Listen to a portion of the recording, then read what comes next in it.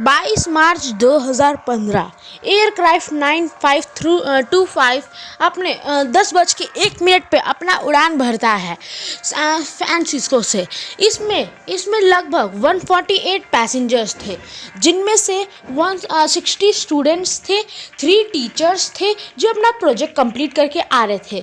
इसके अलावा कुछ और पैसेंजर्स थे, एक पायलट और एक और को पायलट और 4 क्रू मेंबर्स थे। सब कुछ अच्छा चल रहा था।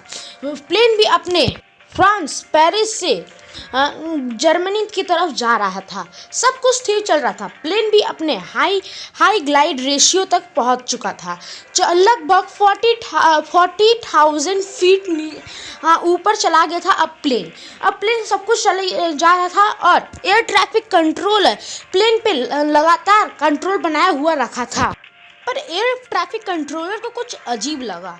जब प्लेन अपने हाई एल्टीट्यूड पर पहुंच चुका था, उसके 5 मिनट बाद ही प्लेन फुल स्पीड से नीचे की तरफ जाने लगा। वो स्पीड में नहीं था, वो बहुत ही ज़्यादा स्पीड में था, नीचे की तरफ एकदम जा रहा था। और ऐसे ही करते करते 10 मिनट के अंदर प्लेन एक सिटी पे क्रैश हो गया। इसके लास्ट लोकेशन को ट्रैक करके एयर ट्रैफिक कंट्रोलर कुछ हेलीकॉप्टर्स भेजते हैं। हेलीकॉप्टर्स इसलिए भेजते हैं क्योंकि जहाँ पर प्लेन क्रैश हुआ था वहाँ पर चारों तरफ पहाड़ थे, इसीलिए वहाँ पर हेलीकॉप्टर्स ही भेजे जा सकते थे। इसीलिए हेलीकॉप्टर्स भेजे गए।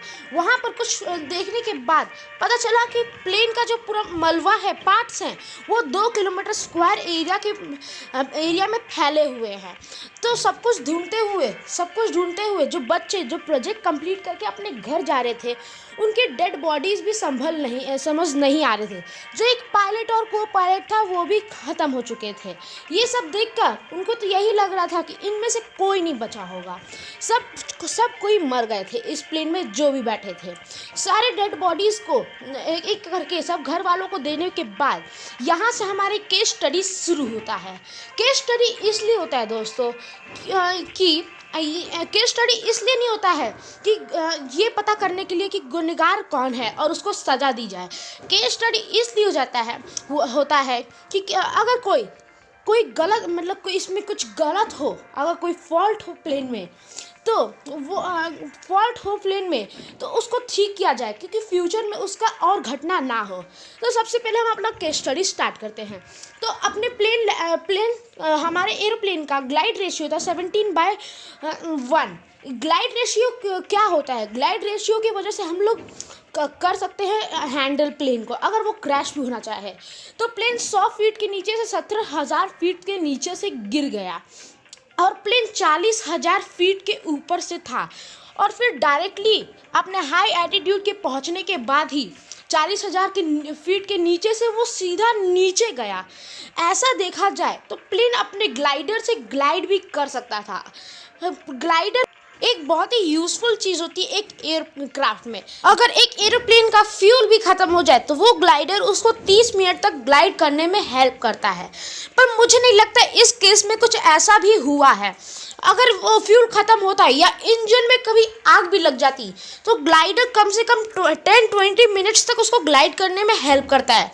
पर इस केस में कुछ अलग ही हुआ। वो सीधा डाउनवर्ड्स गया और वो भी फुल स्पीड में। फिर उसके बाद एक और चांसेस हो सकती है, उसके आगे के दोनों फैंस ख़राब हो चुके हों। तो मैं बता दूं, ये एक एयरप्लेन का नया मॉडल था, जो सब कुछ नया था और ये पंखा कभी ख़राब ही नहीं हो सकता था।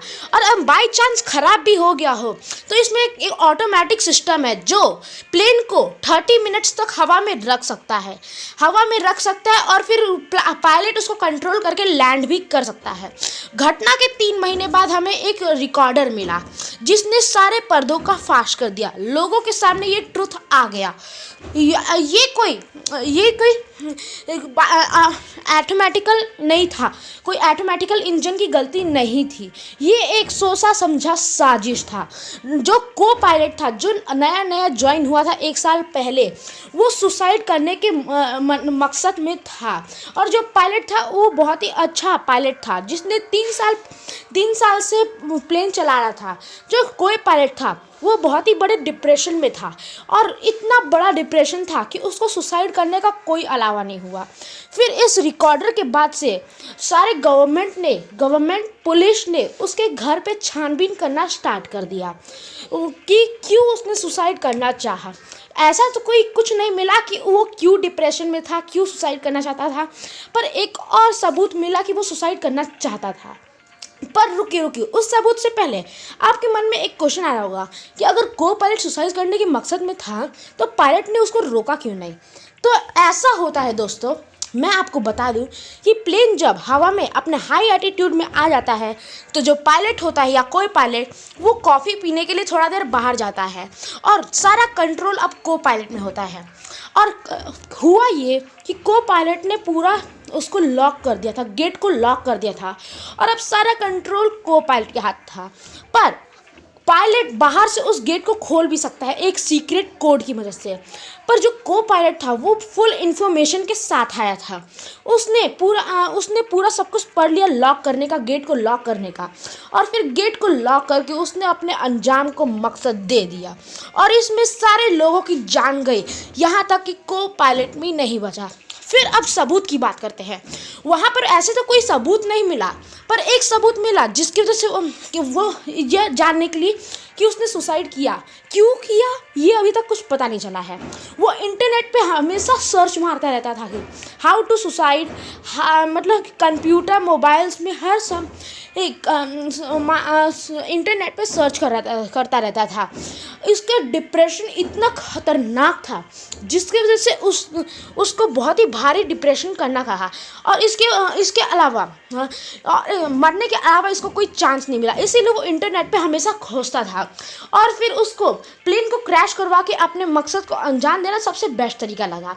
फिर उसने गेट को लॉक करने का भी तरीका समझ लिया। ये 1-2 महीने पहले ही सोची समझी साजिश थी, उसने पूरी साजिश अपने प्लान में करी थी और उसने ये पूरा प्लान अपने माइंड में बैठा के रखा हुआ था। पर अभी तक क्यों किया ये पता नहीं है।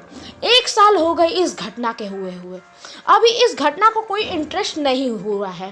पर 1 साल के बाद एक लड़की सामने आई जिसने बताया कि वो मेरा बॉयफ्रेंड था, वो दोनों रिलेशन में थे, पर कुछ ही महीनों पहले उनका ब्रेकअप हो गया। जाते जाते उस लड़की ने बोला था तुमने जो किया वो बहुत ही बुरा किया, मैं अपने मकसद को मैं तुम्हारे लिए कुछ भी कर सकता हूँ, अपनी जान भी दे सकता हूँ, एक ऐसा काम करूँगा एक दिन जो पूरी दुनिया याद रखेगी। उस लड़की ने उस लड़के से पीछा छुड़ाने के लिए वहाँ से भाग गई और फिर उस लड़के ने वही किया जो उसने कहा था, ऐसा काम किया जो पूरी दुनिया याद रखे। तो ये थी आज की केस स्टडी। अगर वीडियो अच्छा लगा हो सो लाइक शेयर करें, चैनल पे नए हो तो चैनल को सब्सक्राइब करके बेल आइकन को प्रेस कर दे ऐसे इंटरेस्टिंग फैक्ट्स, ऐसी हॉरिबल वीडियोस एंड ऐसे ही इंटरेस्टिंग केस स्टडीज़ के लिए। तो मिलते हैं आप ही के साथ एक और नई इंटरेस्टिंग वीडियो में टॉपिक के लिए। तब तक के लिए अपना और अपने का ध्यान रखिएगा। Bye and take care.